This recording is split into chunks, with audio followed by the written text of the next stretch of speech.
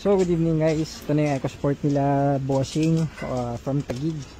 So sila yung nagpa-check na maabot daw ng 100 yung temperature ng EcoSport nila.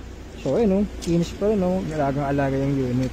So yun nga, actually wala namang issue yung EcoSport. Technically yung 103 hindi naman siya overheat, pero ideal kasi natin dyan mga below 95 ganun.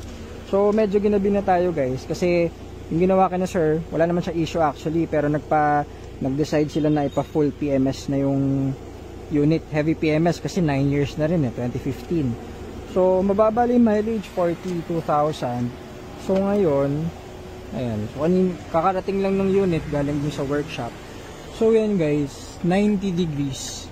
So naka full load, naka on yung mga ilaw, aircon, radio, hazard light. So pagdating dito, hindi na namin pinatay. So yan yung working temperature niya, 90 degrees lang. So kanina 103, actually wala naman tayong ginawa. Full retiming, palit ng tensioner, water pump. Okay na sir, check nyo yung temperature. Opo, ayan, nasa 90 lang siya.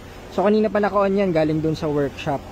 Tapos okay pa tong unit nyo, alagaan nyo lang yung mga battery tsaka PMS. At least bago na yung langis, so na full retiming na rin. Kumbaga heavy PMS yan sir, so wala na kayong problemahin sa unit.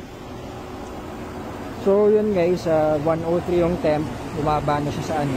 Dati yung pinalitan kasi maayos pa, lagad na siya yung unit pogi pa Okay sir, check nyo sir yung temp, nasa 90 ano lang. Actually 90 lang siya, parang 90, ayan 91. Yan, kanina pa naka-on yan, pagdating hindi na in-off. So yun sir, yun yung effect nung sa thermostat. Isipin nyo, naka ano pa kayo dun, di na natin dinagdagan ng thermostat. Pero okay po tong unit nyo, ang ganda pa no.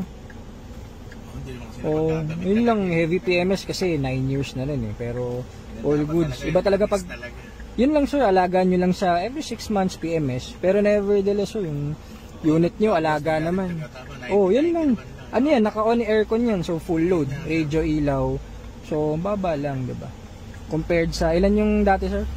Maabot sa 103. 103 Actually nga hindi naman overheat 'yon, pero 'yan yung ideal na nasa below 95 lang siya. Ganun lang siya. So siguro kapag medyo tirik yung araw, magma-max yan 94, ganun 95. Pero hindi abot ng 100. Oo. Ganyan lang yan. Diyan lang maglalaro yan. Ay 90, 91. Biyahe ko rin tagad para mag-check